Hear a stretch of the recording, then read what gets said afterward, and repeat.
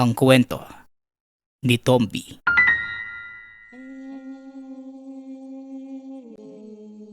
Ang kwentong ito ay hango sa totoong buhay. Mula ito sa isa nating tagapakinig. Karanasan ito ni Bronyo. Walang eksaktong taon. Probinsya ng Iloilo. Nang mga panahong ito, kasalukuyang nanananghalian ang magpipinsan. Kakatapos lamang maibenta ang mga alagang baka dahil piyesta sa lugar ng mga sandaling yon. Insan, hindi pa ba tayo bibili ng baka? Wala na tayong maibebenta sa mga tao sa susunod na araw eh. Huwag kang magalala, bibili talaga tayo. Mamaya na pagkatapos kumain. Masyado ka namang nagmamadali. Kakaiba yung karne ng baka natin oh.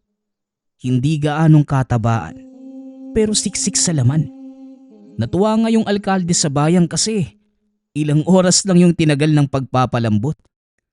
Bibili daw siya sa susunod na buwan para naman sa karawan ng anak niya. Tandaan nyo ha, makakalimutin pa naman ako. Siya nga pala. Yung katayan hindi ba natin isasara? Mas kumikita kasi tayo dito sa bakay. Kahit ilang buwan yung hihintayin bago makabenta. Ang katayan bihira na lang. Paano kasi yung mga tindero at tindera ng mga karne? Natuto ng mangatay. Sila-sila na lang yung gumagawa. Pag-uusap ng magpipinsan. May-ari ang tatlo ng katayan sa lugar. Ngunit sa paglipas ng panahon, kumukuha na lamang ang ibang nagbebenta ng karne ng sariling matadero. Kaya umaabot sa puntong hindi na kinakailangan ng iba ang kanilang serbisyo. Wag na muna. Kahit papano kumikita naman yung katayan eh. Bihira nga lang pero ayos na yon. Mapapakinabangan pa rin. Uy Kael, yung sinasabi mong makakamura sigurado ka ba? Bala ko sanang bumili ng 5 hanggang 10 baka. Ipapares-pares natin. 5 babae, tapos 5 lalaki. Kung hindi aabutin pwedeng mababa yung bilang ng lalaki. Mas mahalaga yung babae. Yun yung magpaparami sa atin. Wika ni Pronyo. Oo naman. Kilala niyo si Mang Fernando? Yung matandang bulag yung kanang mata. Nakatira sa bundok. Kapag kasi lagpas 10 yung bibilhin, may libreng 1 baka. At isa pa, mapagkakatiwalaan yun. Malulusog yung mga alaga niya. Hindi nga yun nagbebenta kahit sinisipon lang yung baka eh. Nagbibigay rin yun ng payo para sa wastong pag-aalaga. Ayos pala yan eh. Sige, puntahan natin mamayang hapon ha. Tinoy, bilhan mo ng gasolina yung sasakyan ha. Magdadala tayo ng truck. Para kung makabili tayo, maiuuwi natin kagad. Wika ni Pronyo. Pagsapit ng hapon, pinuntahan nila ang tahanan ni Mang Fernando. Nahirapan iakyat sa bundok ang minamanehong truck. Kaya iniwanan na lamang sa ibaba. Maging sila, hindi halos makarating sa itaas. Masyadong matarik. Naglalakihan pa ang mga bato sa daan. Kung hindi matibay ang mga paa, isang maling pag-apak ay madudulas at gugulong pa ibaba. Puro reklamo ang inabot ng magpipinsan pagdating sa mismong bahay ng matanda. Siraulo ka talaga, Kael. Hindi mo man lang sinabi na pahirapan makakit sa bundok na to. Kinapos ako ng hininga. Wika ni Tinoy. Alam mo Kael, kahit kailan tarantado ka talaga eh. Kung sinabi mong ganito yung aabuti natin, hindi na lang sana tayo tumuloy. Parang ikamamatay pa nga natin yung pagpunta rito eh. Yan na ba yung tahanan ni Mang Fernando ba yun? Oo, ito na nga. Kung sasabihin ko kasi na ganito yung sitwasyon ng daan, sigurado kung hindi na kayo tutuloy. Sa katunayan, Iilan lang yung pumupunta rito eh. Uy, yun na pala si Mang Fernando. Oh. Magandang hapon po. Wika ni Kael. Mula sa pintuan ng maliit na kubo, natanaw nila ang matanda. Bumubuga ng usok mula sa hinihit-hit na tabako. May bitbit pang tasa ng kape. Nakatitig lamang sa kanila. Hindi na nag-abalang sumagot o bumati pabalik. Uy, Insan, ang sabi mo isang mata lang yung bulag. Bakit parang dalawa? Nakikita ba tayo niyan? Parang hindi lang mata yung may diferensya eh. Pati siguro tenga. Tignan nyo, oh, hindi lang tayo nakikita, ni hindi rin nadidinig. Nakikita at nadidinig ko kayo, mga bubuet. Kung makapagsalita parang hindi kaharap yung taong pinag-uusapan na. Ano bang sadya nyo sa lugar na ito? Hindi ako tumatanggap ng bisita na wala munang pasabi. Nagulat na lamang sila sa tugon ng matanda. Inakalang bulag at bingi. Hindi naman pala. Naunang lumapit si Kael ngunit dali-daling napaatras. Nang napansin ang bitag na nagkalat sa bakuran. Kung hindi pa nakaiwas, tatamaan ng palaso sa ulo. Parehong natigilan ang magpipinsan. Isang maling hakbang pwede nang ikamatay. Sumagot ka kayo. Ano ba ang ipinunta nyo rito? Hindi naman kayo mukhang naligaw dahil binanggit nyo pa yung pangalan ko. Ang kaso lang, hindi ko nga kayo kakilala. Nandito lang po kami para bumili ng baka. Kilala ka po namin eh, Mang Fernando. Ang totoo niyan, walang hindi nakakakilala sa iyo doon sa sitio namin. Lalo na sa mga negosyante ng hayop ang pinagkakakitaan. Balita ko po kasi, nagbebenta ka ng baka kaya nandito kami. Hindi ba mga pare? Siraulo ka nga talaga. Akala ko ba kilalang kilala mo yung taong to? Bakit parang ngayon mo lang din siya nakita? Natinig ko lang siya sa mga kakilalang negosyante. Hindi naman to yung unang beses na nakita ko yan. Ilang ulit na doon sa pamilihan. Sumay na nga lang kayo para makabili na tayo ng baka. Baka-baka mo. May mga alaga ako sa likod. Sakto ang dating nyo. Kailangan ko na silang ipagbili. Hindi na sila kasya sa kulungan. Sigurado ba kayo na sa akin kayo bibili?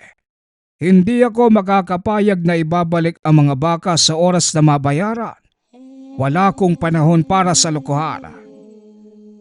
Kung magkakasundo po tayo sa presyo at kondisyon ng baka, sigurado po kaming bibili. Pwede po bang makita yung mga hayop, Manong? Sumunod sila kay Mang Fernando. Sa likuran ng tahanan, bumungad ang malaking kulungan. Siksika na ang mga baka sa sobrang dami.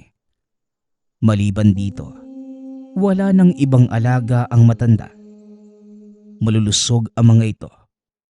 Unang tingin pa lamang halata ng malaman. Kagad nilang pinag-usapan ang presyo at iba pang bagay. Nagkasundo dahil walang maraming tanong si Mang Fernando. Isa-isang inilalabas ang mga baka na napiling bilhin. 10 ang kabuuang bilang. Sakto naman ang halagang dala para mabayaran ang ganito karami. Paswerte kayo at maayos ang timpla ng ulo ko ngayon. Dahil kung hindi, mataas ang presyong maaabutan nyo. Siya nga pala, bago ko makalimutan, meron kayong libreng isa. Wika ni Mang Fernando. Hinila nito mula sa hiwalay na kulungan ang kulay puting kalabaw na ilang buwan pa lamang ang gulang.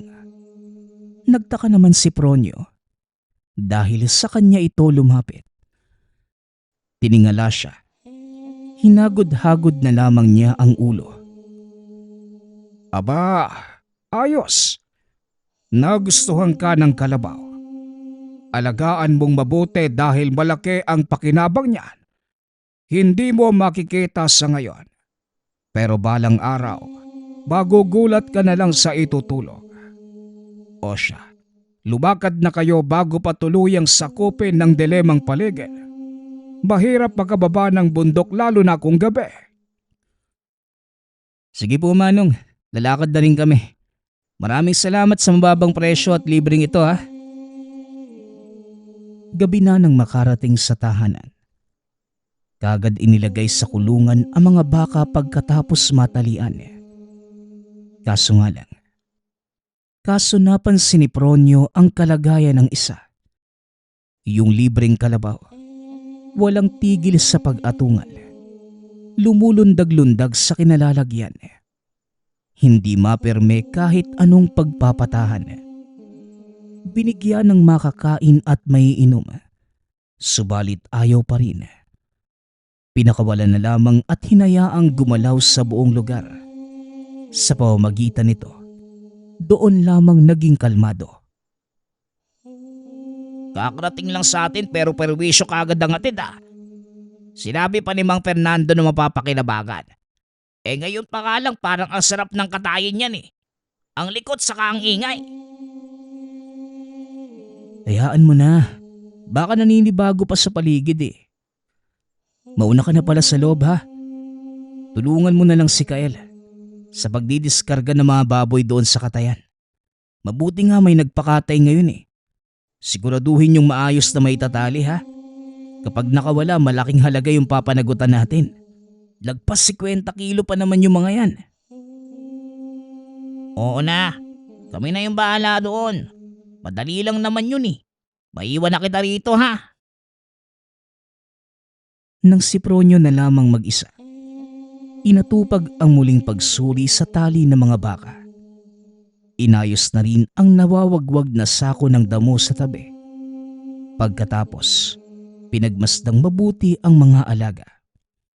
Hindi mapigilang mapangiti sa muling pagdami ng mga ito. Hindi nagtagal. Napalingon ito nang makaramdam ng mabigat na presensya. Kaba ang inabot nang makitang nakatayo ang puting kalabaw. Nanlilisik ang mga mata. Parang tao pa ang pormahan ng pagtayo.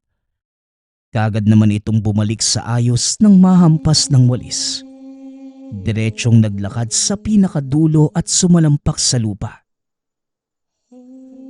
Ba, lintik na kalabaw yun ah. Akala ko pa naman demonyo na.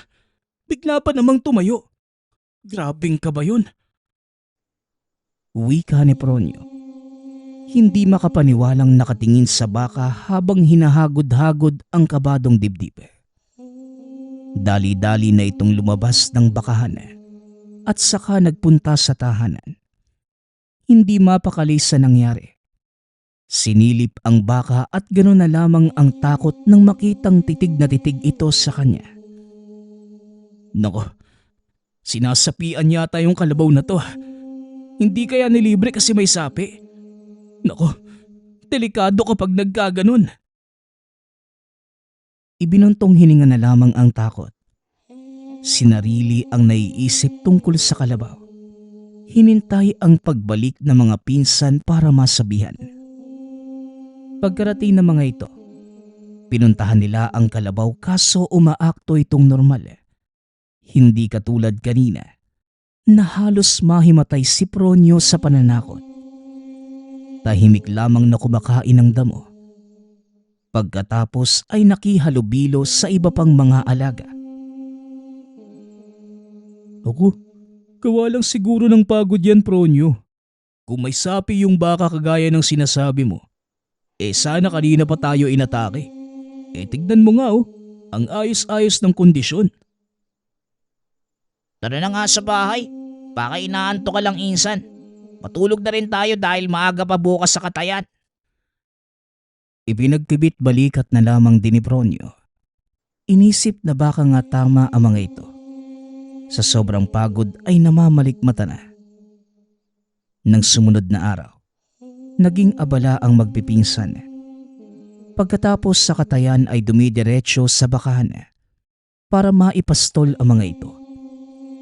Si Pronyo ang nagbabantay sa bakanting lote, samantalang si Nakael at Tinoy naman nagpunta ng kagubatan para manguha ng talahib at iba pang dahon na pwedeng ipakain sa baka.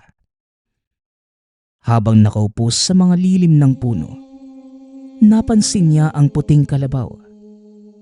Sa dami ng mga nakapastol sa kapatagan, nangingibabaw ito. Ito lamang ang purong puti sa lahat. Hindi maiwasan ni Pronyo na makaisip ng masama. Pakiramdam niya, may sapi talaga ito. Pinagmasdang mabuti at umiwas ng tumingin din ito sa kanya. Pambihirang kalabaw to. Kakaibang kakaiba ka talaga eh. Pero syempre hindi ka naman pwedeng katayin. Malamang ko lang na may sapi ka. Patay ka talaga sa akin. Pagkabalik ng tingin, ganun na lamang ang reaksyon ng magwala ang lahat. Sinuwag ang isa't isa. Ang iba ay nagrambulan. Dali-dali niyang hiniwalay ngunit natigilan nang mapansin ang isang matandang babae sa hindi kalayuan. Nakapikit ito habang ikinukumpas ang mga kamay. Bumubulong na mga kataga. Kasabay dito ang paglapit ng puting kalabaw sa ginang. Sinuwag ng sinuwag hanggang huminto sa ginagawa. Dali-dali namang umalis ang matanda nang makita siyang nakatingin. Tumakbo na rin pabalik ang kalabaw. Dumiretso ito sa kanya. Tiningala siya. Mahinang umatungal na parabang may gustong sabihin. Makalipas ang ilang oras, iniligpit na rin ng mga ito dahil paggabi na. Sa bakahan muna tumambay si Pronyo. Gustong pagmasdan sa malapitan ang puting kalabaw. Hindi ka normal na baka, no? Saka ang lakas ng loob mong kalabanin si Aling Mahing. Nako, walang kahit na sinong tao dito sa lugar ang sumubok kalabanin siya. Kilalang manggagawa yun eh. Masamang manggagawa eh. Nagbibigay ng sakit sa mga tao at sa mga hayop. Mabuti nga umayos yung mga kasama mo kanina eh. Siguro ginamitan ng mahika kaya nagkarambulan. Kung hindi ka naging alisto, malamang patay lahat ng mga alaga namin. Halika nga, lumapit ka rito. Wika ni Pronyo. Lumapit naman ang kalabaw. Naupo sa harapan. Sinubuan niya ng dahon ngunit kagad ding tumayo nang makarinig ng kaluskos. Nagsimulang magwala at kahit mataas ang bakod, nagawa nitong tumalon. Lumabas ng kulungan at dumiretso sa kakahuyan. Dali-daling tinawag ni Pronyo si Nakael at Tinoy para hanapin ito. Hiwalay sila ng direksyong tinahak. Parehong may dalang sulo at patalim. Kabisado nila ang kakahuyan. Maliban sa kinakatakutang ligaw na hayop, naroon din ang sigbi na alaga ng manggagaway na si Aling Mahing. Minsan na silang hinabol nito sa kabutihang palad na may nakaligtas. Ngunit ngayon, hindi na nila alam. Naku, nasa na kaya yung bakang yun? Bumalik ka na bago ka pagawing hapunan ng sigbin. Bigla ba namang tumakbo? Mahihirapan kami na itong maghanap. Wika ni Pronyo. Naglakad ito sa unahan. Kagad namang pinatay ang sulo nang matunugan ang pag-atungal ng mabangis na nilalang. Malapit lamang ito sa kinalalagyan. Hinanap. At mula sa unahan, nakakita ito ng nakatayong kalabaw. May hawak itong kumikislap na palakol. Nanlilisik ang mga mata. Kaharap ang nilalang na baboy ramo. Ilang sandali pa, nagsimula ang sagupaan sa pagitan ng mga ito. Naging mabilis ang pangyayari. Napansin na lamang ni Pronyo ang biglaang pagpapalit anyo ng ligaw na hayop. Mula sa pagiging baboy ramo, naging aswang. Wala ding binatbat sa malaking elemento. Matapos ang ilang ulit na paghampas ng palakol ay humandusay. Wakwak ang tiyan. Naglabasan ang lamang loob. Yung kalabaw naman sa kabilang banda, nagpakawala ng malakas na pag-atungal. Bigla na lamang bumalik sa dating anyo. Natumba na lamang sa kinatatayuan si Pronyo.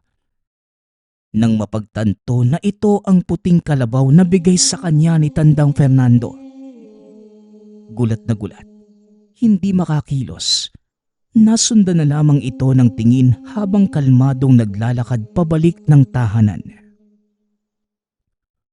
Pronyo, ginagawa mo dyan? Ang ayos ng pagkakasalampak sa lupa. Anong nangyari?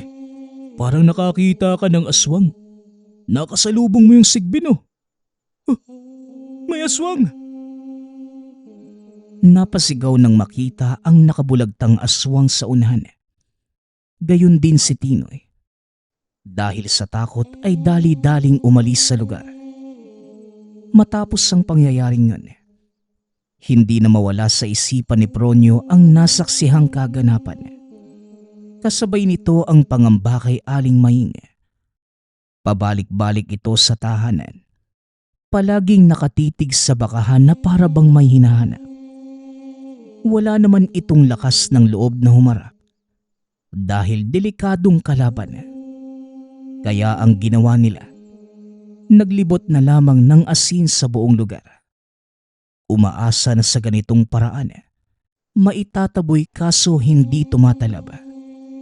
Mas lalo pang nabahala nang lumabas bigla ang puting kalabaw. Hoy, bumalik ka nga rito. Anak ng, itong talagang kalabaw na to laging pahamak eh. Ngayon pa talaga nawala si Nakael at Tinoy. Habulin sana ni Pronyo kaso natakot kay Aling Maying. Nasa likod ito ng bakahan. Naghihintay sa pagbabalik ng alagang kalabaw. Nadidinig niya ang pag-atungal nito na para bang nasasaktan. Ilang sandali pa, kumaripas ito ng takbo pabalik ng kulungan. Tinignan niya ang dinaanan. Wala naman ang matandang manggagaway. Nakahinga ng maluwag. Dali-daling sinuri ang alaga. Nakahiga ito sa lupa. Sugatan ng tiyan. Kagad namang naagapan. Kaya nga lang nangihina pa rin ang kalabaw. Teka nga, ano ba kasi yung nangyari? Sino yung siraulong tumaga sa alagaan natin? Tsaka paano nga pala nakatakas ng kulungan ng isang yan? Pataas yung bakod dito ah. Hindi naman siguro iniwanang nakabukas ang pintuan oh. Napansin ko na lang na tumakbulit yan sa kakahuyan eh. Parang may galit kay Aling Maying. Dumalaw na naman dito yung manggagaway na yon. Di ko nga maintindihan kung bakit pabalik-balik eh. Tapos itong kalabaw naman kagad sumusugod. Baka nagalit sa ginawa ko noong nakaraan. Pasensya na kayo kung hindi ko sinabi kagad. Ang totoo niyan, nabasag ko yung kagamitan niya sa bahay. Di ko naman alam na mapapalakas yung pagtirador ko eh. Tapos doon sa bahay niya pumunta yung bato. Aba, bakit hindi mo kagad sinabi? Sira ulo ka talaga, Kael. Dito na talaga tayo malalagot eh. May alagang sigbin pa naman yun. Paniguradong magsisimula yung kalbaryo natin sa takutan. Kaya pala nilapitan ni Aling Maying yung mga baka noong pinapastol ko. Tapos pabalik-balik dito. Mga alaga natin yung gagantihan niya. Ay naku Kael, kahit wala namang ibon na matatamaan, tinirador mo pa rin. Iba tuloy yung tinamaan mo. Si Aling Maying pa talaga. Sana nga kung mga alaga nating baka lang yung saktan. Paano kung pati tayo? Hanggang sa sumapit ang gabi. Kagaya ng inaasahan. Hindi makatulog ang mga ito. Hindi pa naman gaanong malalim ang gabi. Ngunit nambubulabog na ang mga aswang. Nasa loob lamang ng tahanan ang magpipinsan. Nagtulakan, kung sino ang sisilip sa labas. Parehong natatakot dahil alam nilang ang alagang sigbi ng manggagaway ang nanggugulo. Hindi lang kakilakilabot na presensya ang binibigay, pati na ang pakiramdam na parang nasa tabi lamang ang nilalang. Hindi nagtagal. Nakapasok at kinagat sa braso si Kael. Wala silang nakikitang aktwal na figura ng sigbin. Tanging bakas ng kagat lamang.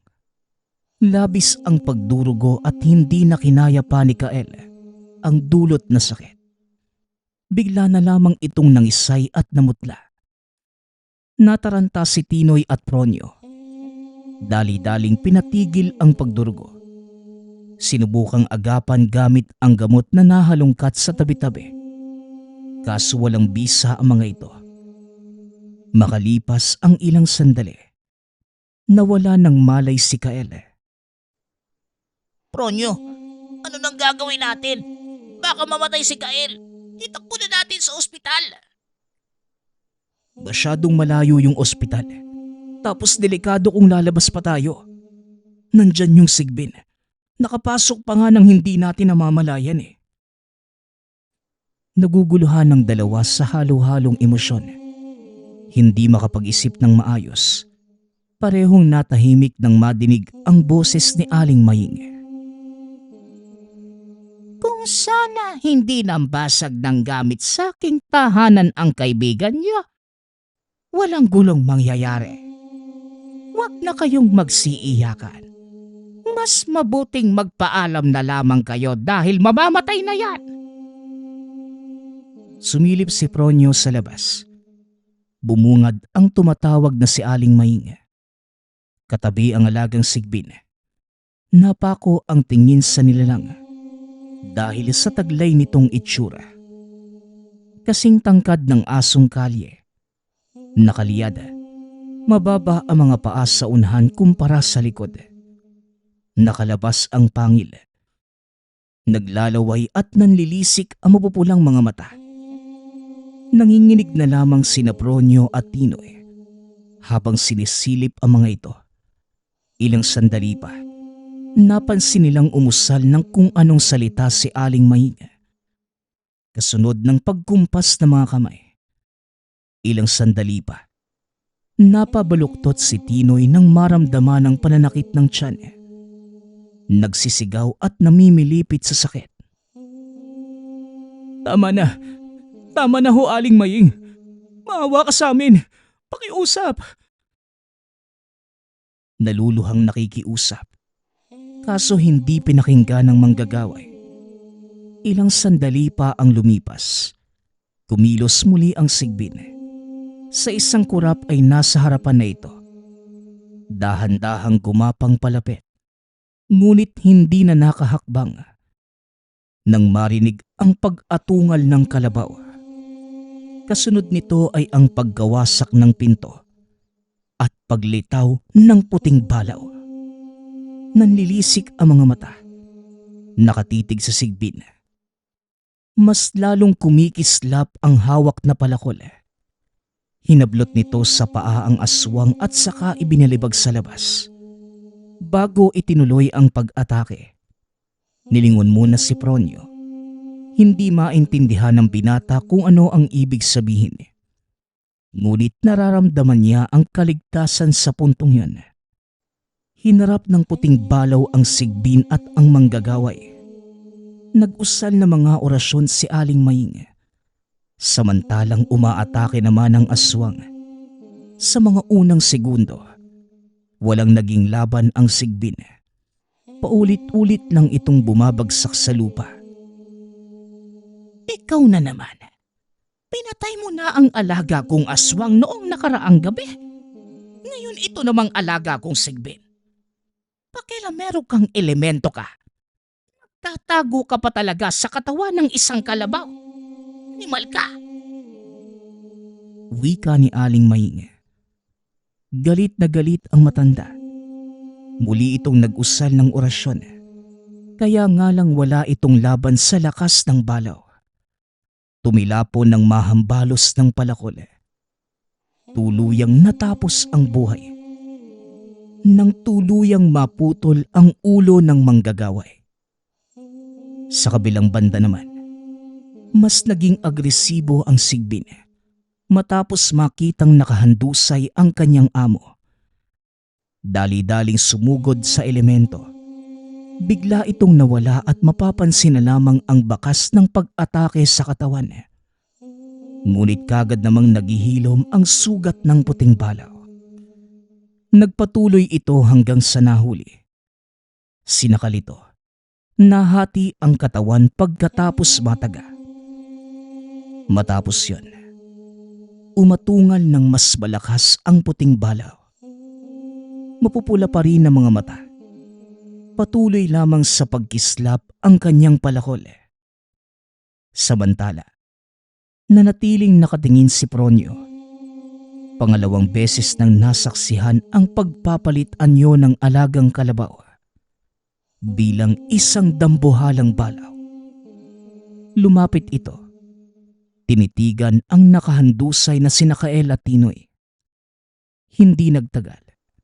Naging maayos naman ang kalagayan ng dalawa.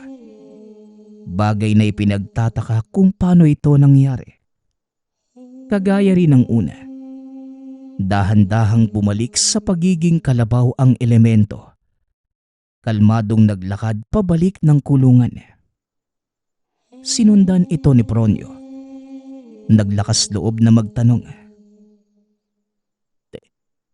Teka, anong klaseng elemento ka ba? Paano ka nakakapagpalit ng anyo? Paano mo nagawang kalabanin yung kagaya ni Aling Maying? Natalo mo rin yung aswang, pati yung Sigbin. Pinagaling mo rin yung mga pinsan ko. Sino ka ba talaga? Ano ka ba talaga? Sunod-sunod na katanungan ni Pronyo. Kaso wala itong natanggap na kasagutan. Abala lamang sa pagkain ng damo ang kalabaw.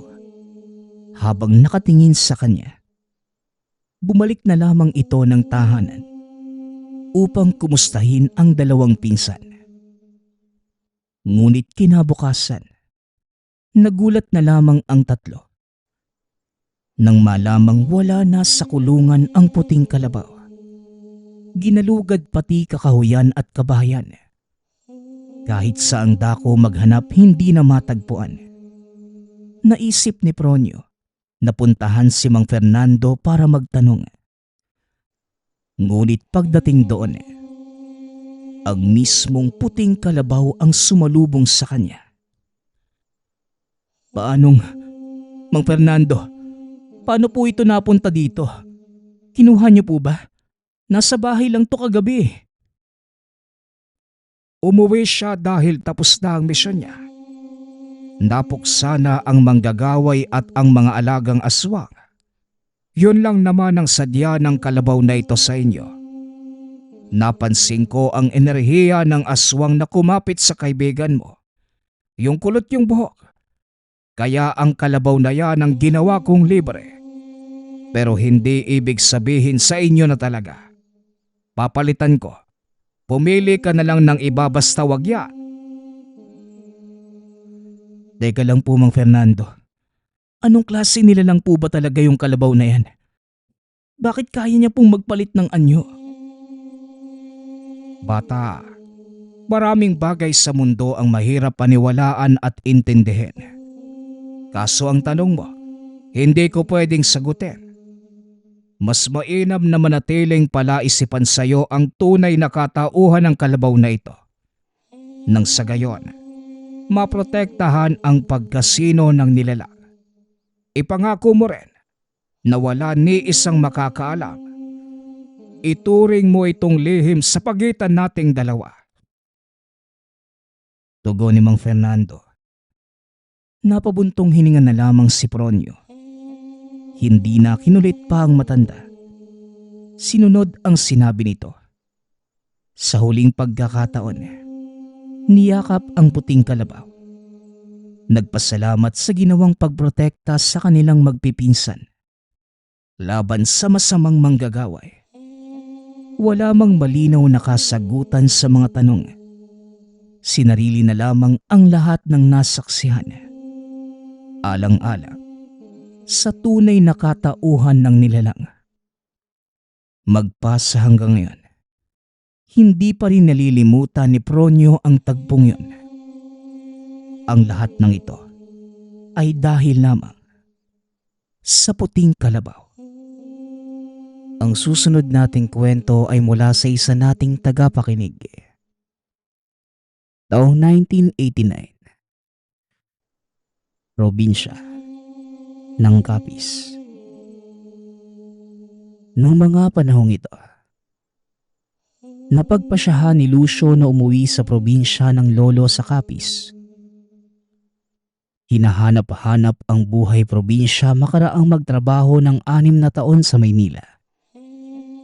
Nagpaalam naman siya ng maayos sa amo at pinayagan naman ito. Pinagbigyan si Lucio na magbakasyon ng 2 linggo. Ulila na ang binata sa mga magulang at nag-iisang anak. Kaya't ang tanging pamilya na lamang na inuuwian ay si Lolo Temyo. Isang araw din ang tinagal ng biyahe ni Lucio. Pagkarating ng binata sa tahanan ng lolo, nagkaroon sila ng munting salo-salo.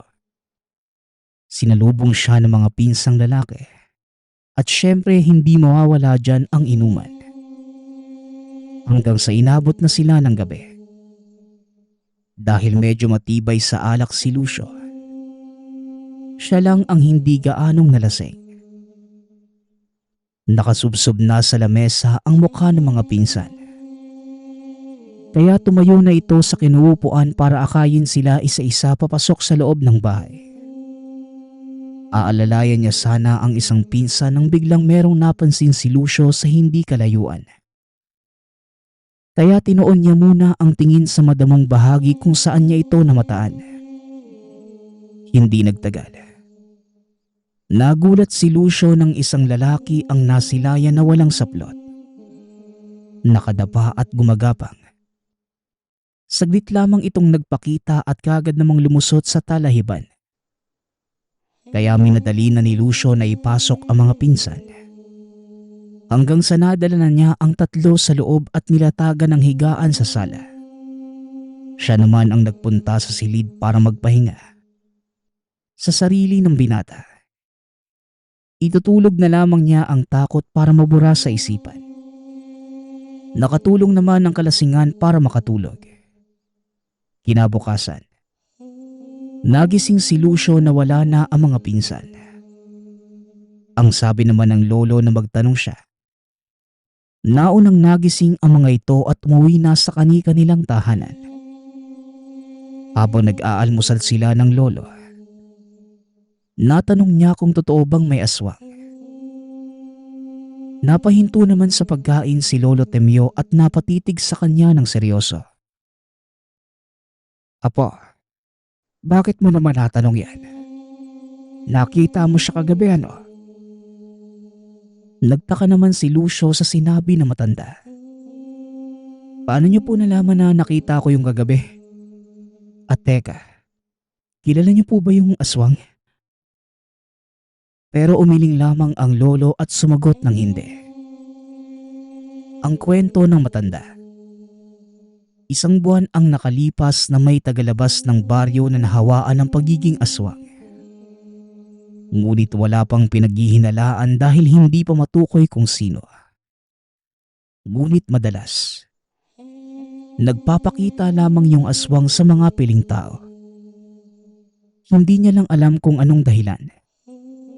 Humingi pa ng dispensa si Lolo Temyo kay Lucio dahil nakalimutan niyang sabihin kahapon ang tungkol sa nilalang. Nagulat ang binata sa narinig. Kaya muli itong nagtanong sa lolo. Ibig sabihin, Lo, punteriya ako ng aswang kaya nagpakita sa akin kagabi? Ano pong gagawin ko, Lo? Sinabi na lang na matanda na maglalagay na lang sila ng pangontra sa bakuran para hindi na makalapit ang elemento. Pinakalma rin siya ng lolo sa pagsasabi ng walang mabibiktima kung walang magpapabiktima. Kaya nung araw na yon, Nagtulungan sila sa paglagay ng proteksyon. Mapalabas man o mapaloob ng tahanan. Kagaya ng asin, bawang at orasyon. Kahit papano ay may mga alam si Lolo Temyo na dasal pangontra sa masasamang elemento. Nagdaan pa ang isang araw at gabi. Hindi na muling nagpakita ang nilalang kay Lucio. Naisip ng binata na baka bunga nga lang talaga ng kalasingan yun nakita. Sa pagtungtong ng pangatlong araw ni Lucio sa probinsya, dito na nagsimula ang hindi inaasahang pangyayari. Noong araw na yon, niyaya siya ng mga pinsan na maligo sa dagat. Matagal na rin itong hindi nakakababad sa tubig alat. Kaya dali-dali siyang sumama. Ang sabi ng pinsan niyang si Potpot ay meron itong bangkang hiniram sa biyanan. Yung biyanan niya ay isang mangingisda. Tuwing gabi pa naman ito nanguhuli kaya yon ang gagamitin nila para lakbayin ang laot. Bukod sa paglangoy sa dagat, nangisda na rin sila ng mga sandaling yon. Pagsapit ng tanghali, nag-ihaw naman sila ng kanilang magiging ulam. Masaya ang mga ito. Muli nilang naranasan yung dating mga gawaing noong mga bata pa. Pagkatapos ng kasiyahan, nagkanya-kanya na sila ng uwi. Masaya naman ang lahat dahil nasulit nila ang buong araw.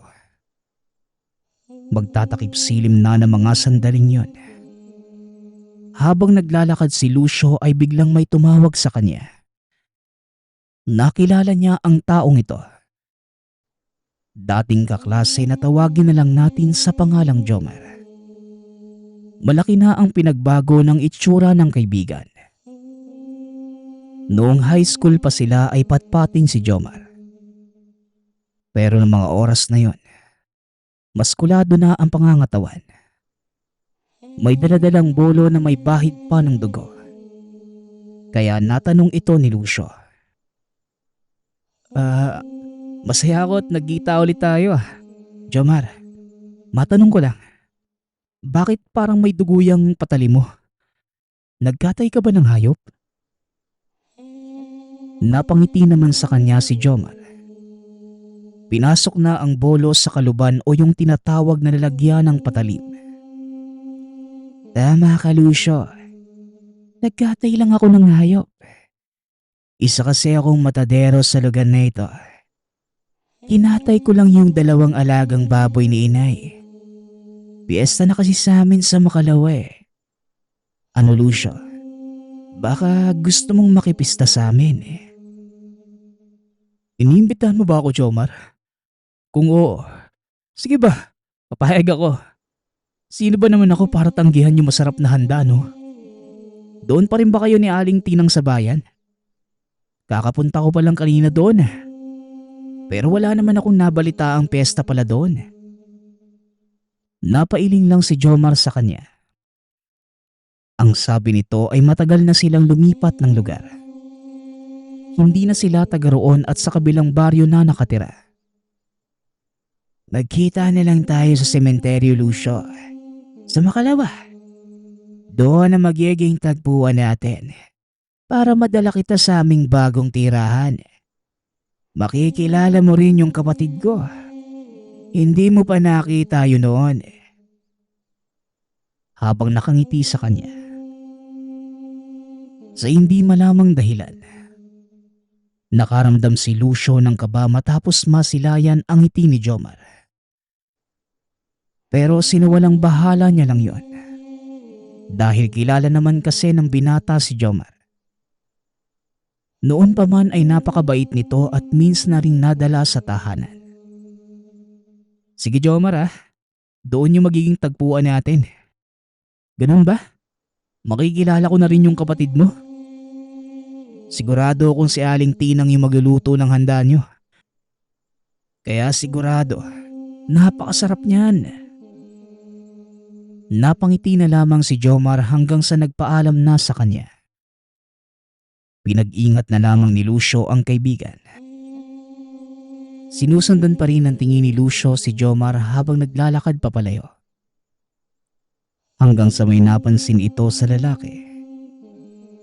Dahil habang naglalakad, para bang umiiwas itong masinaga ng sikat ng araw. Pilit nitong tinatago ang sarili sa lilim ng mga puno. Pero pinagkibit balikat na lamang ito ni Lucio. Dali-dali nang umuwi sa kanila. Sinalubong naman siya ng lolong nag-aalala sa kanya. Kaya may pagtataka niya itong tinanong. "Olo, bakit parang balisa kayo at takot na takot? Ano po bang nangyari sa inyo?" Pinapasok muna ito na matanda bago magkwento. "Kanina po, habang wala ka pa rito at nagsisibak ako ng kahoy sa labas, meron ako nakitang lalaki sa hindi kalayuan. Hindi ko maniniwala sa sasabihin ko, apo. Pero purong itim yung mga mata ng taong yon. Malakas ang kutob ko. Na baka yun yung aswang at minamatyagan tayo. Salamat na lang sa Diyos dahil nakauwi ka nagligtas, apo. Sabi ko naman sa'yo maaga ka dapat umuwi pero anong oras na ngayon? Mag-aalas 6 na ng gabi. Mabuti na lang at walang nangyari sa iyo sa daan." Sabay yakap sa kanya. Gumanti naman ng yakap si Lucio. Natanong niya ang matanda kung bakit parang hindi yata siya lulubayan ng aswang. Sa tingin ni Lolo Temyo, dalawa ang posibleng motibo ng aswang. Upang mambiktima o di kaya'y manghawa. "Apo, kapag may nag-imbita sa'yo sa pegeng, wag na wag kang pupunta. Maliwanag ba?" Napatango na lamang si Lucio. Pero sa sarili, meron ng taong nag-imbita sa kanya.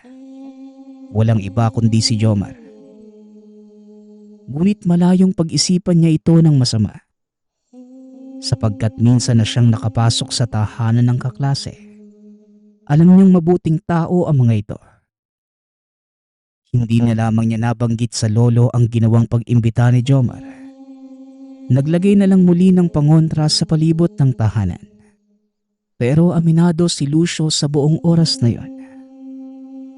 May bumabagabag sa kanyang isipan. Hanggang sa pagsapit ng gabi. Habang natutulog si Lucio, bigla itong naalimpungatan ng bumuhos ang malakas na ulan. Naaanggihan ito dahil malapit ang higaan sa bintana. Yung bintana ng tahanan ng lolo ay medyo nakabukas. Kaya bumangon siya para isara ito. Napakalakas ng ulan ng oras na yon at sinasabayan pa ng malalakas na pagkulog. Isasara niya sana ang bintana nang may mamataan sa labas. Madilim ang bahagi na yon pero nang kumidlat, kitang-kita niya na mayroong taong nakadapa sa lupa at nakatingin sa kinaroroonan. Hindi niya lang ito gaanong namukaan. Dahil matapos kumidlat ay nanumbalik ang dilim ng paligid. Pero nakakasiguro siyang isa itong lalaki at isang aswang. Kaya sinara niya na mabuti ang bintana at kinandaduan. Pagkatapos ay nagdasal siya at humingi ng tulong sa Diyos na sana ay walang mangyaring masama sa kanya at kay Lolo Temyo. Nadinig naman ang panalangin. Dahil ng mga oras na yon, ungol lang ng kung anong nilalang ang naririnig sa labas. Kalahating oras ang tinagal ng kakaibang ingay. Pagkatapos nito ay wala na siya muling narinig maliban na lang sa patuloy na pagbuhos ng ulan. Kaya unti-unti na itong dinalaw ng antok. Kinabukasan, kaagad niyang ikwinento sa lolo ang naranasan. Sumagot naman ang lolo na tama lang ang ginawa. Ang manalangin ng taimtim sa Diyos. Dapat gabi-gabing humihingi ng gabay si Lucio sa Panginoon. Subalit na mga sandaling yon, tinatalo pa rin siya ng takot. Paano na lang kung hindi talaga siya titigilan ng aswang hanggat hindi nabibiktima? Napabuntong hininga naman si Lolo Temyo at nakaramdam ng awa sa apo. Halika Apo. Samahan mo ko Apo sa silid at may bibigay akong mahalagang bagay sa'yo. Pero ang tanong ko, kakayanin na kaya ng katawan mo? Pero sige, masusubukan naman natin yan mamaya. Nalilito si Lucio ng mga sandaling yun. Hindi niya alam kung anong ibig sabihin na matanda. Pero hindi na lamang ito nagsalita at sumunod na lamang sa lolo. Pagkarating sa silid, meron itong kinuha sa loob ng tukador. Isang tela na merong laman sa loob na may maliit na aklat ring nakalakip. Hanggang sa maya-maya pa, inilabas na ni Lolo Temyo ang laman ng tela. Dito nalaman ni Lucio na isa pala itong medalyon. Ang sabi ng lolo, pamana pa ito ng kanyang lolo. Isa itong medalyon na tinatawag na Infinito de Dios. Nagkakabisa ang medalyon kapag ang may hawak ay merong pananampalataya sa Diyos at sa ulado ang mga orasyon na nakasulat sa libreta. Kailanman, hindi pa ito nagamit ni Lolo Temyo. Itinago niya lang yon sa loob na mahabang panahon. Ngunit mukhang ito na ang panahong kakailanganin ni Lucio ang gamit. Kaya napagpasyahan ni Lolo Temyo na sa kanya ibigay ang medalyon. Ibibigay ko sa iyo ang medalyong ito. Pero para makasigurado kung gagana ba sa iyo yan, bibigyan muna kita ng isang pagsubok. Ano naman po yun, Lo? Pero handa naman po ako sa kahit anong pagsubok eh. Pinasunod ito na matanda palabas ng tahanan. Kumuha ng kutsilyo si Lolo Temyo at pinahubad ang damit ng binata. Sumusunod lamang si Lucio sa kahit anong ipagawa sa kanya na matanda. Ikwinintas na sa kanya ang medalyon at iniabot na rin ang libreta. Dito natin malalaman na po kung karapat dapat ka ba talaga para pangalagaan ang medalyon. Bibigyan kita ng 20 minuto para isaulo ang isang pahina ng orasyon. Konti lang naman ang nakasulat kaya dapat matandaan mo kaagad. Kapag natapos ka na, sabihin mo sa akin at itatara ko sa iyo ang hawak kong kutsilyo. Dapat nakahanda ka. Kapag bumuo nito, ibig sabihin hindi umubara sa iyo ang agimat. Kung hindi naman, nangangahulugan lang na para sa iyo talaga ang anting-anting. May tiwala ako sa iyo, Apo. Makakapasa ka sa pagsubok dahil alam kong malaki ang pananampalataya mo sa Panginoon. Nakaramdam na matinding kaba si Lucio sa mga narinig. Pero mas pinili niya ang manalig sa itaas. Kaya matapos makabisado at mabigkas ang orasyon, sinaksak ni Lolo Temyo ang kutsilyo sa tiyan. Nagkaroon lamang ng kaunting sugat si Lucio. Ngunit ang kutsilyo ay hindi bumaon sa kanya. Kaya sinabi ni Lolo Temyo na nakapasa siya at napagana ang kapangyarihan ng medalyon.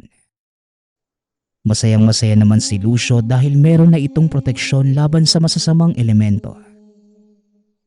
Nang mga sumunod na araw, mga bandang hapon ay nagpunta si Lucio sa tagpuan nila ni Jomar. Naroon naman ang kaibigan at naghihintay sa kanya. Kaya nga lang, merong naramdaman si Lucio. Umiinit ang medalyon. Naalala niya ang bili na matanda. Kapag nagkaroon ng pag-init ang gamit ay merong masamang elemento sa paligid. Dito niya nakumpirma. Aswang nga si Jomar. Pero sa kanyang sarili ay nagtataka ito kung paano itong nangyari. Ngunit ganun pa man, sumama pa rin siya para masigurado kung tama ba ang hinala. Mabuti na lang at pumunta ka, Lucio. Marami kaming hinanda ni nanay para sa'yo eh. Napansin ni Lucio na umiiwas sa kanya ang kaibigan. Yung tipong ayaw nitong lumapit sa kanya. Ganun ba, Jomar? Naku, maraming salamat ah. Ako lang ba yung bisita nyo? Kamusta na pala si Aling Tinang? Ayos lang naman si nanay. Oy, ikaw lang, Lucio. Kasi alam mo naman ako, pili lang ako mag-imbita ng hindi ka mag-anak. Tsaka kung matatandaan mo, di ba? Noong nag-aaral pa tayo, ikaw lang yung nag-iisang kaibigan ko. Tsaka huwag kang mag-alala. May mga kamag-anak pa kaming dadating. Kaya may mga kasalo pa tayo sa pagkain. Akala mo siguro, ikaw lang ang mag-isa na. Inaamin naman ni Lucio na tama ang sinabi ni Jomar. Noong high school pa lamang, sila lang ang magkaibigan sa klase. Parehong mahiyain kaya nagkakaintindihan silang dalawa. Noong makarating na sa lugar, dito natuklasan ni Lucio na liblib pala ang baryo nila Jomar. Maliit lamang na pamayanan. Mga 10 o 15 ang mga kabahayan. Maayos naman ang pakikitungo sa kanya ng mga kamag-anak ni Jomar. Kumain siya at nakisaya sa mga ito. At pagpatak ng gabi, binatawag siya ng ina ni Jomar na si Aling Tinang sa kwarto nito. Nagtataka man. Tumuloy siya sa silid. Laking gulat niya na makita ang isang lalaking may kadena sa paa. Nagpupumiglas ito at doong makita siya, tila gusto siya nitong sunggaban. Namukaan ito ni Lucio. Yun yung nilalang na bumibisita sa kanilang lugar. Naku, Aling Tinang, ano po bang nangyayari sa kanya? Bakit nangingitim yung mga mata niya? At tuloy-tuloy po yung pagtulo ng laway. Aswang po ba siya? Mukhang siya din po yung bumibisita sa amin eh. Napatango na lamang si Aling Tinang habang sinasabing, Oo, iho. Siya nga yung bumibisita sa inyo. Alam niya kasing may kakayahang manggamot ang lolo mo. Pero wala itong lakas ng loob na lapitan. Kaya hanggang pagpunta lang sa inyo ang kanyang ginagawa. Nahawa kaming 3 noong nakaraang buwan sa kinainan naming karinderya. Nakokontrol pa namin ni Jomar. Dugo at karne lang ng hayop ang kinakain namin. Pero si Jepoy, nawawala siya sa kanyang sarili pagkagat ng dilim. Maraming beses na rin siyang kamuntikang mambiktima ng tao. Pero pinipigilan namin siya. Sana, matulungan mo kami, Lucio. Pakiusapan mo yung lolo mo na pagalingin kami. Maniwala ka sa akin, iho. Hindi kami yung aswang na nambibiktima ng tao. Nabiktima lang rin kami ng pangyayanggaw. At sa kasamaang palad, sarado na yung karinderyang kinainan namin. Kaya wala nang pag-asa para pagbayarin namin sila. Sa totoo lang, hindi alam na mga kamag-anak namin yung tungkol sa sinapit namin. Hanggang sa nagsalita si Jomar. Tinanong siya nito kung gusto niya bang makita ang anyo nila pagsapit ng dilim. Napatango naman ang binata bilang pagsabi ng oo. Dahil sa mga sandaling yon, gusto din niyang malaman.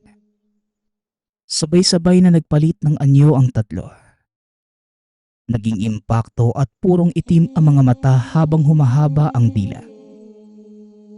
Kagad naman silang nagbalik sa dating itsura nang matapos makita ni Lucio. Dito niya napatunayang totoo yung sinasabi ng mag-ina. Nakokontrol nila Jomar at Aling Tinang ang pagiging aswang. Samantalang si Jepoy ay hindi.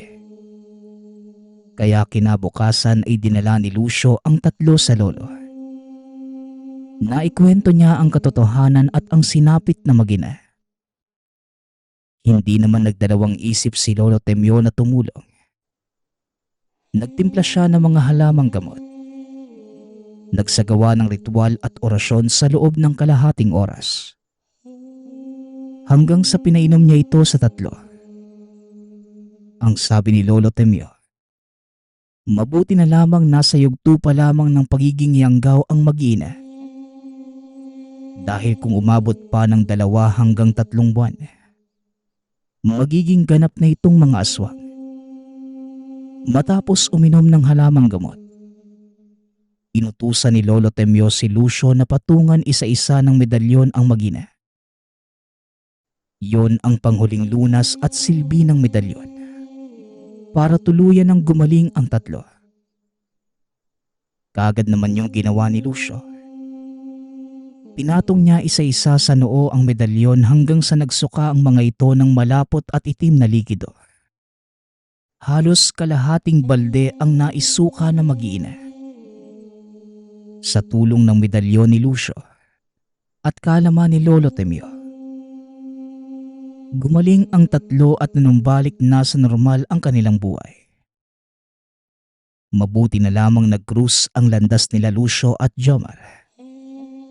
Dahil kung hindi ito nangyari, walang magpapagaling sa kanila at baka mauwi sila ng tuluyan sa pagiging aswang at kumain ng tao. Nagpapasalamat nga pala ako sa lahat ng sumusuporta sa ating channel. Nawa ay patuloy niyong suportahan at pakinggan ang ating mga kwento. Hanggang sa muling pakikinig. Paalam.